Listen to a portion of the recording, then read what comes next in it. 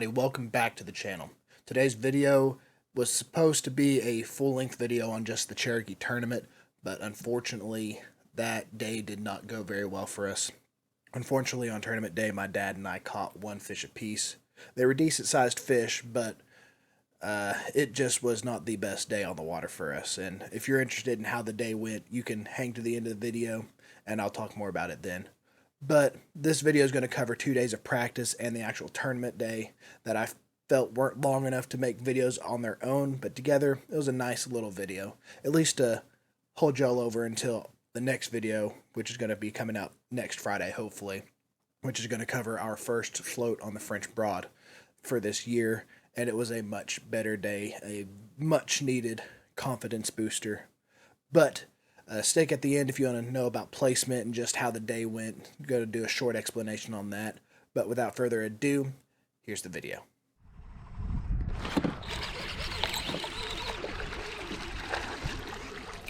There's a largemouth.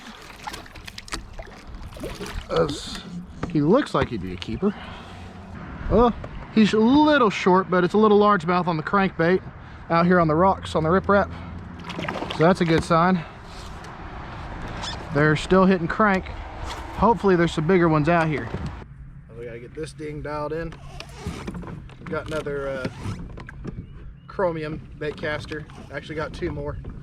The other one's on my jigging rod back here. It's an 8.1 to 1 gear ratio. This one's for my cranking rod, so it's a 6.6 to 1. And I gotta get it dialed in. Oh wow, yeah. Gee, that casts a lot. A whole lot further.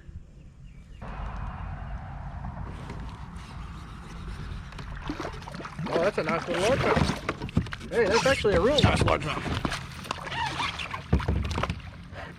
That was quick. There's a nice little largemouth right there.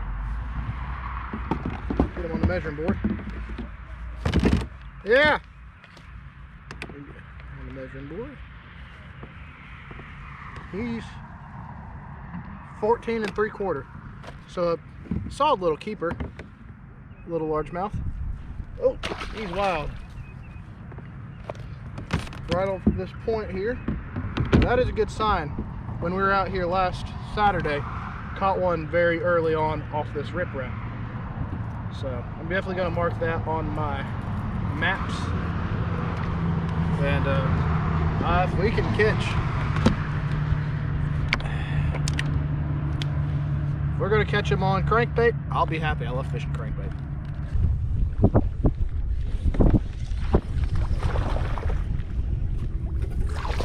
That's a largemouth.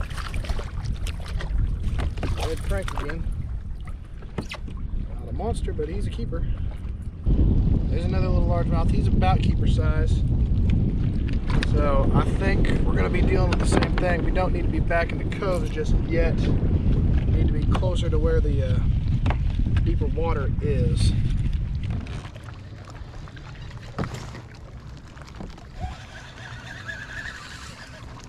Oh, that's a fish.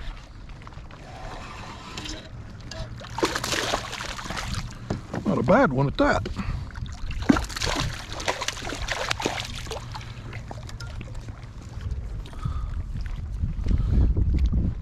All right, let's see what we got here. That's a pretty one. Yeah, he would go, he's around 15. Off he goes.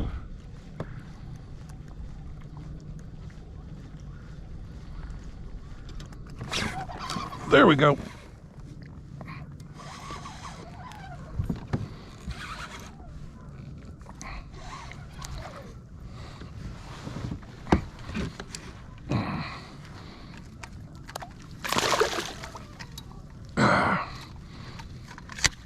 Thank you.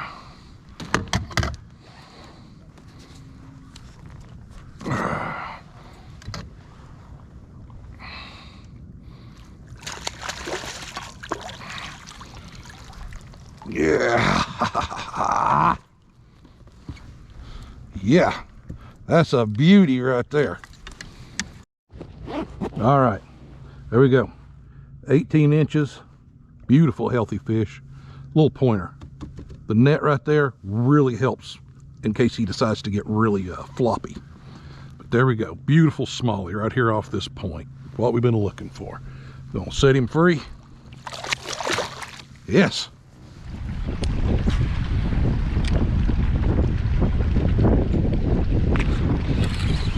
That's a good one. Nice keeper.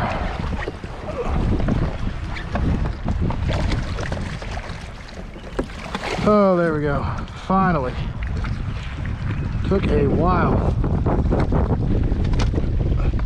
Oh crap.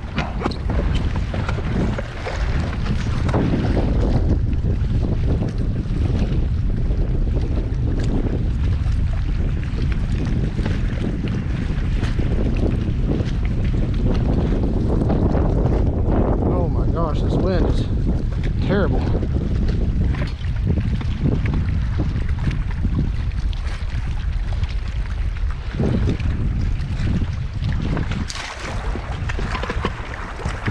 What we got here? 15. Field score. All right, guys. 15-inch largemouth right there. I'm gonna back up because I'm about to hit a rock. Okay. Well, there he is, first keeper of the day. I'm gonna try to do my best to get some more.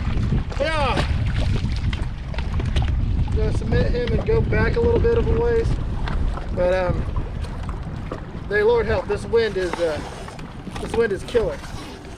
All right, guys, thank you for sticking to the end. That was 2 days of practice and the Cherokee tournament. Unfortunately, it did not go very well for us. There were 44 anglers total in the TNKATT tournament, and I finished in 31st with that 15-inch largemouth. My dad finished in 26th with the 18-inch smallmouth that he caught, which is a pretty good smallmouth. We're not... The patterns that we found during practice just didn't hold out. From what we've learned, we should have been pushing further back into the coves. That's apparently where they were at. We were out on the main channel. We were expecting them to be further out from the spawning grounds, but unfortunately they had moved back further. We thought because the water temperature had stayed roughly the same and actually had dropped a little bit from about 55 to 58 to between 52 and 54, that they would be sitting on the same general pattern, but they weren't sitting on the main channel points, at least that we could find. And going over to German Creek at the halfway point, I was able to catch a largemouth pretty quickly, but after that, couldn't get another bite. I don't know if it was because of they just weren't hanging there, or if it was because of the wind and not being able to fish very well. That wind was really killer. If you saw what I was dealing with on that largemouth, that wind was constant for probably the last 4 hours of the tournament. 20 to 25 miles an hour, white capping. It just was not a good day to be out on the water. But what are you going to do?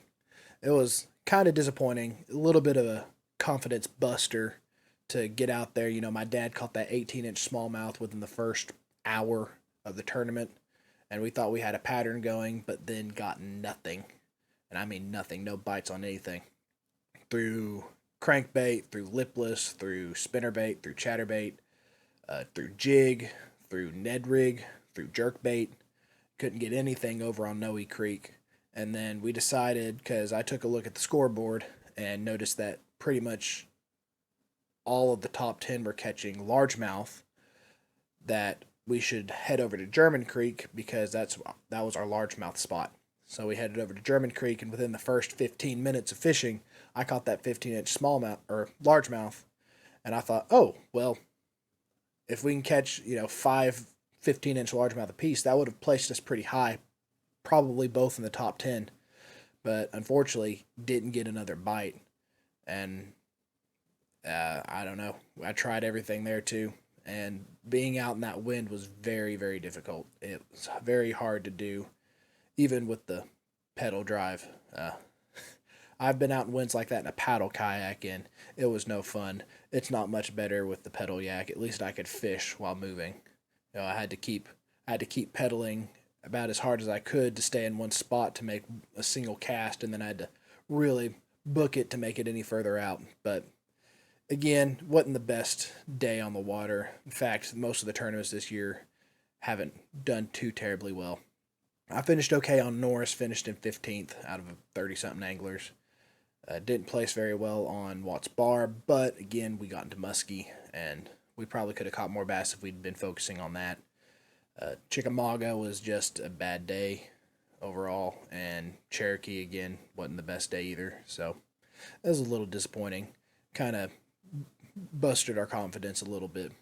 But the good news is, this coming Friday, we'll have a video out, hopefully covering our first trip on the French Broad for this year. It was a much better day. We caught a lot of smallmouth and caught some big ones too.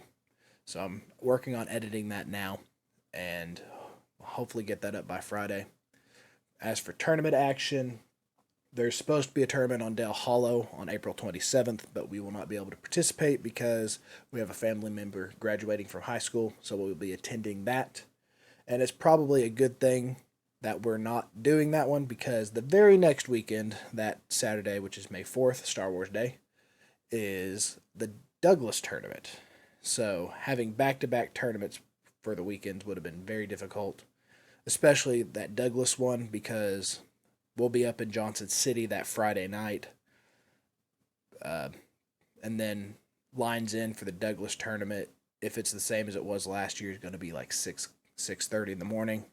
So we'll have to drive all the way up to Johnson City, drive back, do the Douglas tournament on Saturday, and then be back in Johnson City for church on Sunday. So that's going to be another busy weekend. It's very similar to actually the Cherokee tournament that we just did. We were in Johnson City that Friday night, did the tournament on Saturday, was back in Johnson City on Sunday, and then back to work on Monday.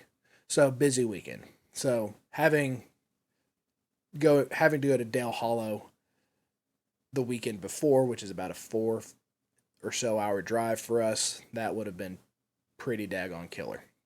So we have some more content coming out. Hopefully, we're going to try to get out on the river some more now that the temperatures are coming up and the daylight's staying out longer. That's going to make it easier to get out after work. And then we will have some practice for Douglas. We're waiting to closer to the time because the water is still way down. Last I checked, it was about 18 feet below full pool. We're hoping it's going to be a little bit higher, hopefully ideally it'll be full pool, but at least within 5 feet of full pool would be very nice because of the locations that we found we want to go and check out. But we've got a few days to practice, at least one day. Hopefully we can get another day if I can get some time off from work.